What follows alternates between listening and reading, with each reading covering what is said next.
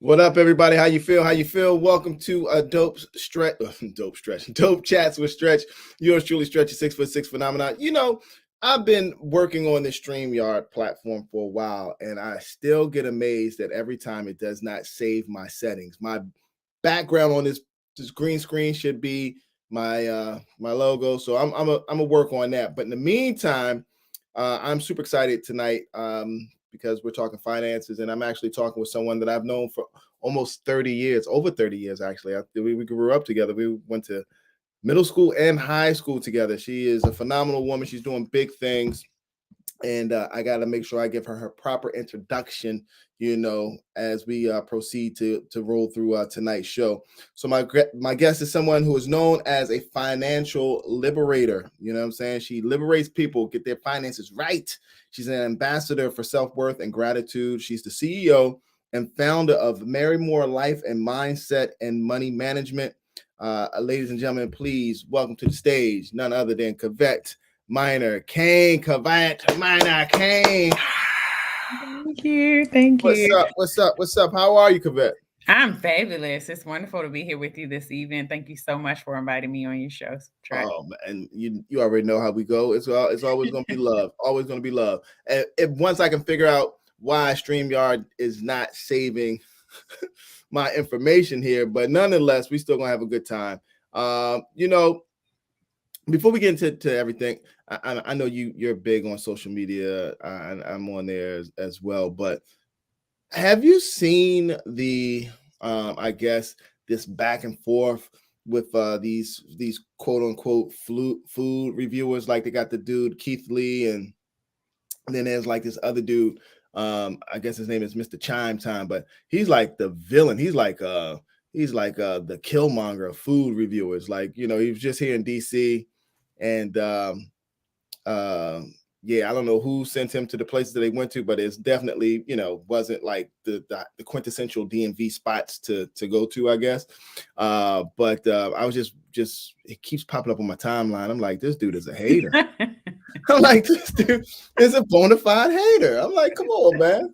Like, and you can tell like he just, Well, all I can say is maybe IG figured it was, dinner time. Maybe who they said, knows? "Look, he's I don't hungry." know. I can't call it Kavette, but that dude is a hater. But nonetheless, um, we're here. We're talking finances. We're talking money. We're talking things that I guess it's a topic that really has people, uneasy, especially during this sort of climate that we're in right now with the market where it is. Let's talk about it. What makes you think, or what is one of the key things that makes people so uneasy when it comes to or have a fear of money? Well, that's a really good question because what it helps us to understand first and foremost is that whenever we're talking about money, there is going to be an emotion, right? Mm-hmm. There's going to be either some joyous elation because you got a lot of it, or you were able to do something amazing with it, or there could be some devastation because you don't have enough, or you weren't able to accomplish what you attempted to. And so, when we think about our emotions and money, it's an inherent relationship. It's not something that we can separate. Mm. And so, when we see the things that are going on, like you said, in the marketplace, then having the various reactions that people do, there are different reasons for that. Obviously, some even during the most challenging times are able to benefit, and so they're elated because they've got a lot of money flowing. But then others are on the losing end, and so they suffer the challenges where that's concerned, and it can be devastating. What and you hit on something where you said it's a lot of that stuff is kind of like generational, right? Hmm. So what are some of the things or some of the steps like within your company that you work with people who may not necessarily have that knowledge when it comes to savings or financial literacy or things of that nature? How can you help folks break that generational curse? Okay, so there's what I would focus then in on is the financial education awareness and literacy. So there's two Mhm. things that I do mainly, and you see them behind me. So you see Mari Moore Life over here, and Mari Moore Life is my company where I work with entrepreneurs and small business owners. I work with them to strategize for both life and business. Okay. And so being able to, create good habits so that they're able to experience a greater quality of life. When you create that on the personal side, it carries over into your business. So in working with individuals from that perspective, and really even doing some leadership development and supporting them in being able to establish their routine in business, Mhm. and to be able to create the structure that they need in order to find the success that they truly desire and deserve. So, On oh, go ahead. I'm going. Go ahead. No, and in the beginning of that, what I had, because when I started this business, I actually was looking to develop like a financial firm, Mhm. and it's shift that objective has shifted for me over the past few years, because the business was started right before COVID. Mhm. And then, of course, the world was different at that time. When the world changed, I made the adjustments. And so I started shifting, as opposed to talking to many of my clients about finances and funding.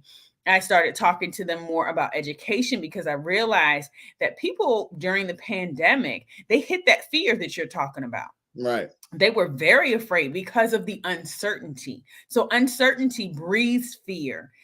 The challenge, though, is that we have to be able to create a stable foundation for ourselves, so Mhm. that we're not relying upon others in order to determine, our being able to be sustainable. Right. And Right. so that's where the self sufficiency and the financial freedom come into play. And that is with the Time to Thrive book that I've written, and the method that is included in that book. So, Time to Thrive is an acronym. It stands for Transform Your Mind and Transform Your Money to Thrive. The message of Time to Thrive is about being able to understand how mindset and money management work together, where the balance is, right? Okay. So I explained the 5 areas of mindset awareness, and then the 5 principles of money management strategy, so that people are able to increase their consciousness, so that they're then able to develop their competence to make better decisions, again, to create a greater quality of life and to achieve the success they desire and deserve. That's dope. That's dope. Yo, check it out. You're checking in and listening to Dope Chats with Stretch, with yours truly, Stretch, a 6 foot 6 phenomenon. Tonight, my guest is none other than Kavette Minor Kane. She is the CEO and founder of Mary Moore Life, and also the author of a very, very wonderful book that she just talked about. Once again, the title of your book, Kavette. Time to Thrive. All So right. it's interesting, because when you look at it, it's spelled uniquely. Yeah. As you see there, Time to Thrive, the TYM, Time to Thrive, it stands for Transform Your Mind and Transform Your Money. And that's the two, but also to thrive. Let So, let's talk about thriving. Let's talk yeah. about thriving. So Mhm. now we're in a place of, I don't know. I still think we're in a situation where we have a lot of uncertainties, guaranteed with workplace. Well, with work in general, with the economy and things of that nature. Now we're Mhm. hitting into the holiday season. What kind of advice would you give to someone who is, I don't know, looking to possibly, have a little money for the holidays, so that it can, have some things for their family, their kids, whatever the case may be, but also look to have some money that they could possibly invest or start saving or putting away in order for them to, continue to, earn some money outside of their 9 to 5. Well, you used a really good word. You said, what advice would I give to them? Right. So, this is unfortunately not the platform for that. Because really, financial advice is something you get in a one on one session. Right. I have to understand, what is your background? What is your history? Where are you presently? and what are your goals in order to support you in identifying what are the tasks that you need to accomplish in order to achieve the goals that you set, right? What I can do now, though, is educate on a broader level. So I'll give some information for education so that you, whether you come to me as your financial advisor or you go to someone else as your financial advisor, you will be educated enough to ask the right questions so that they will take you seriously, and so that you'll be able to go deeper into understanding what your finances can look like. So, with that being said, I mean, we're living in a world where we have many folks out here who are financial advisors. Mm-hmm. What is the difference, how is your program different from those that are out there at this current time? I love this question. Okay, so I just left the mental health session for the Prince George's County Council. And what makes me different is exactly that I focus in on mindset first, right? See, oftentimes it's that you'll find with a financial advisor that, and even with a financial educator, they're teaching you about transactions. Right. They're teaching you about budget, how can you take, the decimal and move it here? How can you take this money and put it in that account? How can you, identify your expenses and your income and, all of those things. And it's necessary. But before we even get to that point, we have to be able to identify, where am I mentally? So that I know that I am in a healthy place to make good financial decisions to benefit myself for the future.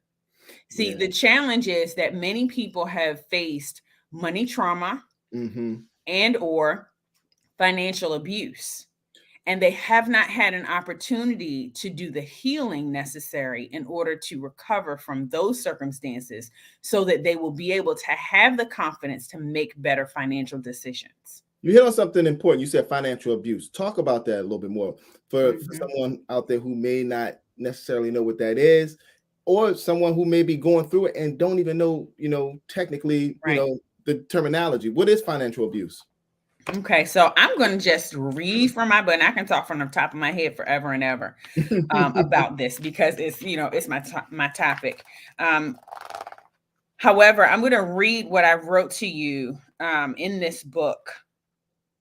And I'm going to identify the difference between money trauma and financial abuse. Okay. All right. Go for it. It says on, let's see, what page is this? It's page 12, 13, 14, 15, 16. On page 16, we've got when money challenges your mindset. Money trauma and financial abuse may be the hurdles to overcome with regard to money management.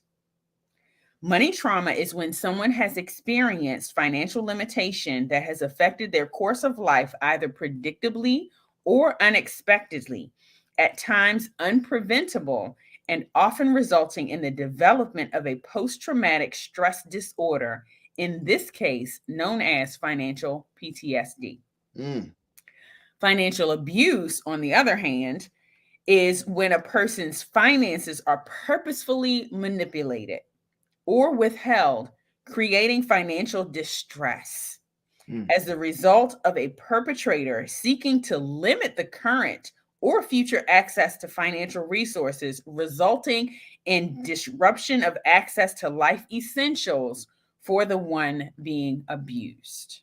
And now that's dope. That's very, very intrinsic in the sense of understanding the difference between the two. But for the financial abuse, would you say could also be something that is also self-issued, or something that could be happening from outside sources?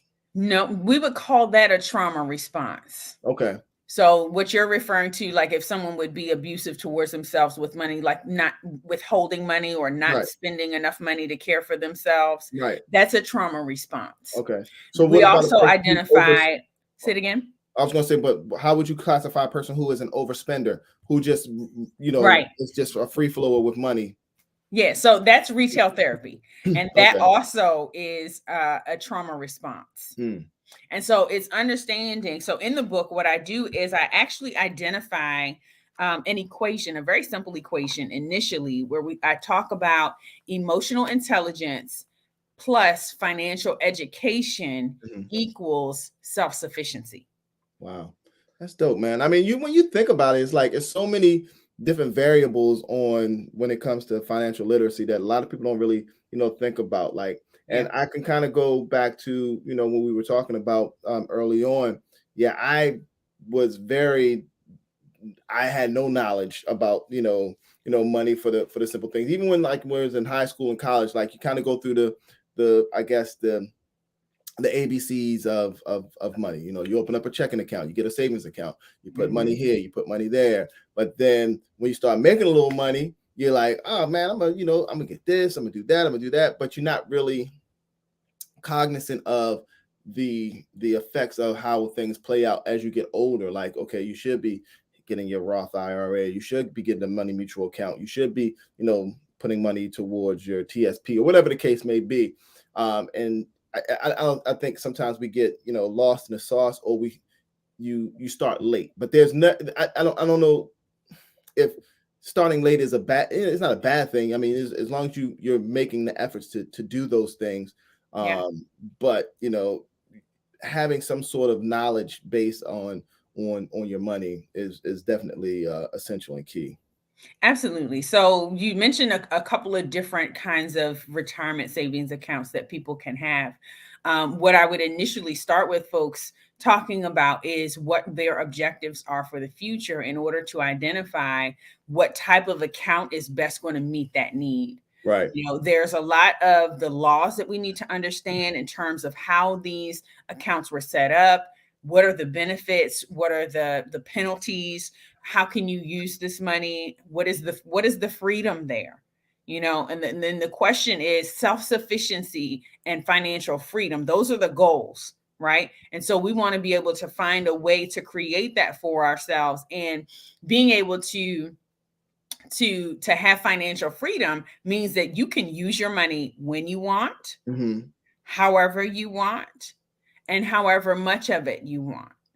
Right.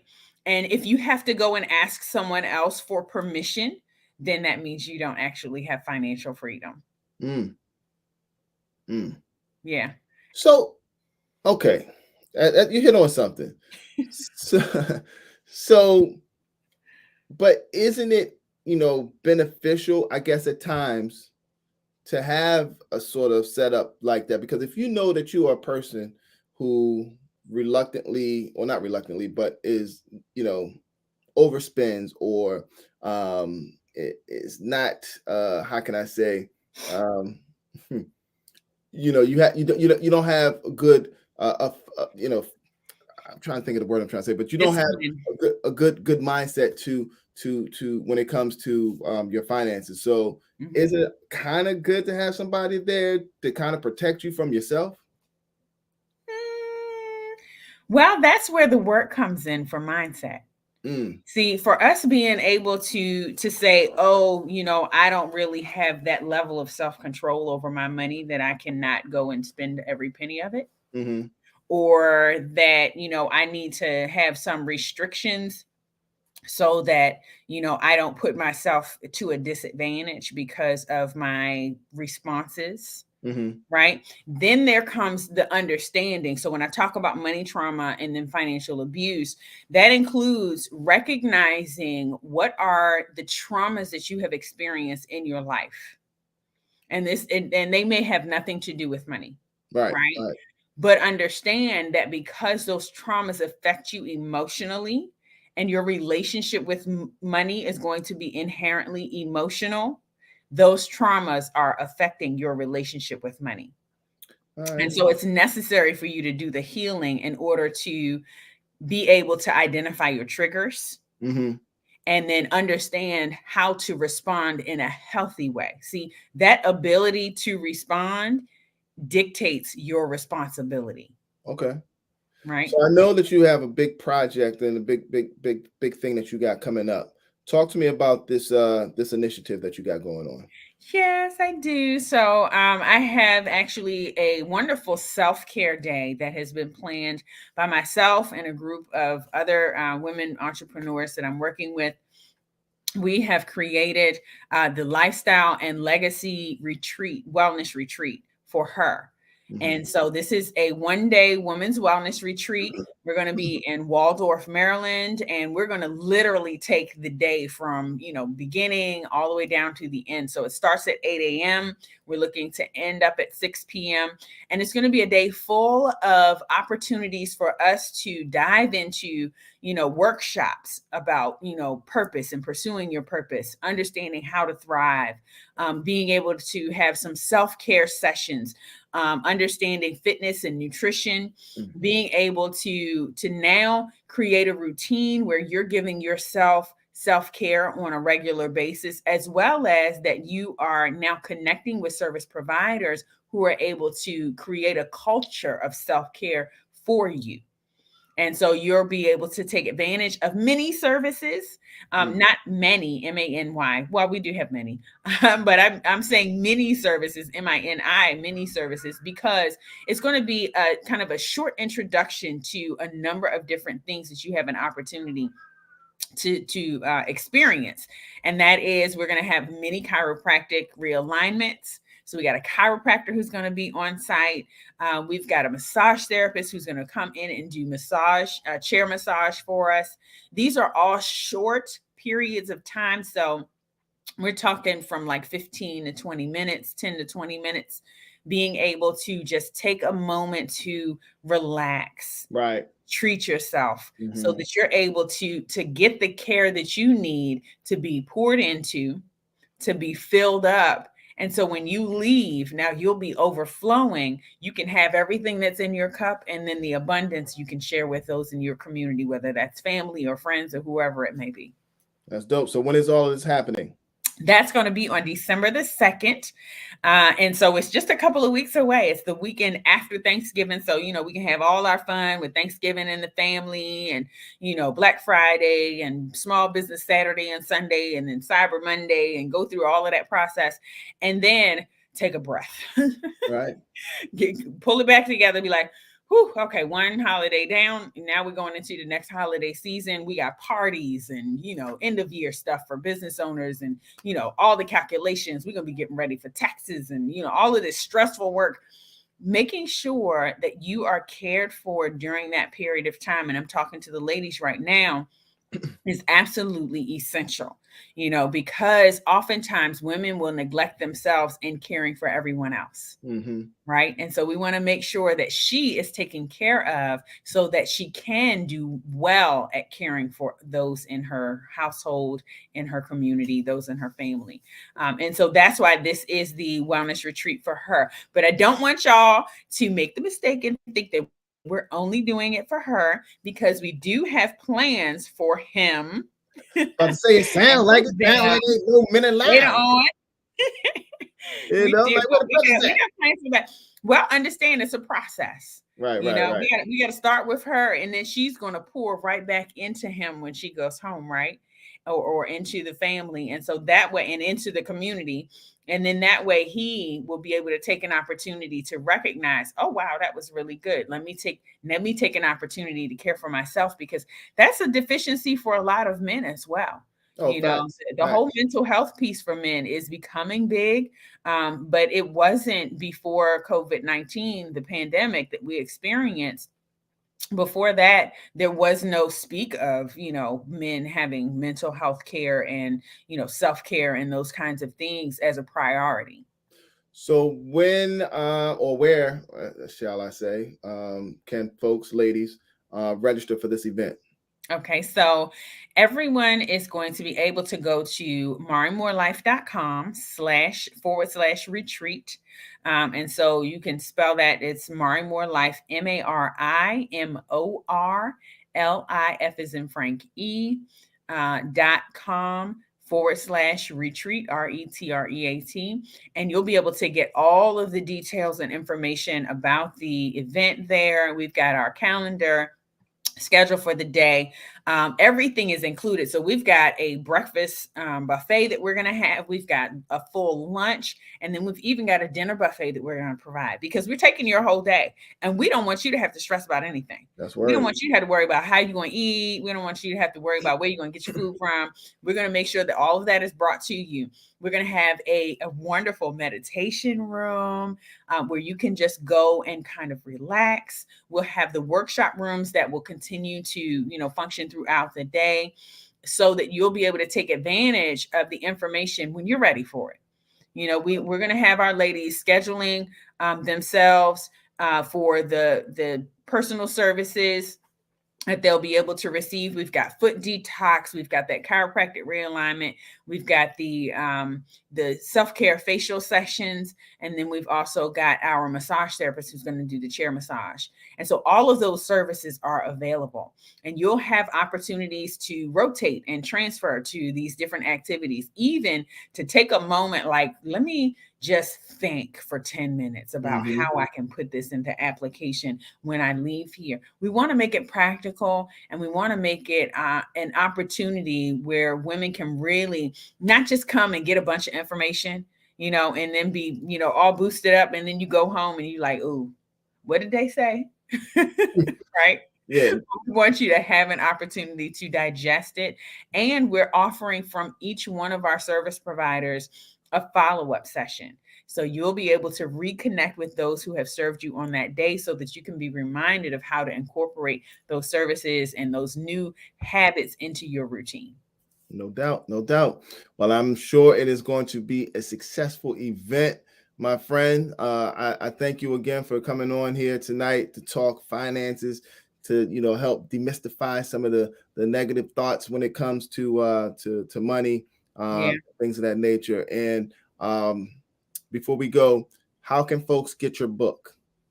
They can go to mariamorelife.com as well. Go to the shop, and I've got all the books listed. This book here, The Time to Thrive, the 10 Steps book, is the first book. So it is actually a workbook. Okay. After every chapter, there is a worksheet, and it's exactly for that reason. It's not just a book for you to read, but this is for information for you to digest, so that now that you've taken in this knowledge, you get to put it into application in your own life right away. So the 10 chapters the 10 steps that we cover include our mental, emotional, spiritual, physical, and financial mindset awareness, right? And then we want to be able to cover our cash flow strategy, our credit strategy, our saving strategy, our insurance strategy, and our investment strategy. All of those things we want you to take personally, get enough education and information so that you're able to determine what are the options and opportunities that you have, and then create a path for yourself. There it is. Boom. Couldn't have said it better myself, son. Yeah. That's my girl right there, Kavette Minor Kane. She is the CEO and founder of Mary Moore Life and Mindset and Money Management, helping you to get yourself situated and right when it comes to anything that you have going on in your mind right now when it comes to finance and financial literacy. So Kavette, man, I want to thank you again for coming out tonight or today or whatever, however, when there's a playback. But I look forward to speaking with you again. Actually, we'll be speaking to, because we're getting ready for our 35th high school reunion, and Kavette and I are on the committee. 30th. And so don't be adding that time. It's 30th. Is it 35 or 30? 30. Oh. Yeah, it hasn't been that long. Hey, look, I got money trauma, so I'll be messing with my mind. I can't count. I can't count. It's all good. It's all good. Hey, yo, I thought it was 35. Now, look, we've been dope since 76. Yeah, right? no doubt. You know what I'm saying? That's what it is. But we've been fly since 94. Yeah, no doubt. You know what I'm saying? Oh, man. I would say what our motto was back then, but I don't want to get in trouble. Class of 94, because we, you know what I mean? But no, there's no doubt. But yo, I look forward to connecting with you once again. And I'm sure I'll see you out and about. We always run into each other. Absolutely. But thank you again for, bestowing some knowledge on us tonight. And I look forward to having you back on very, very soon. All right. Thank you. No doubt. And that wraps it up for tonight's episode or today's episode of Dope Chats with Stretch. I'll be back not next Tuesday, but Tuesday after that. So remember, we are bi-weekly, all right? Because I want to make sure that I don't, run out of content. I want to make sure I keep it fresh and keep you all engaged. But in the meantime, you can always subscribe to Dope Since 76 Media on YouTube and on Facebook, and you can check out all previous episodes of Dope Chats with Stretch on that app or that platform, or those platforms, I should say. Until then, I say thank you. And Kavette, you have a wonderful one, baby girl, and have a great holiday. And I look forward to speaking with you very, very soon. All right. Absolutely. Thank you so much, Stretch. Have a good night. No doubt. No doubt. Everybody have a great night. Peace.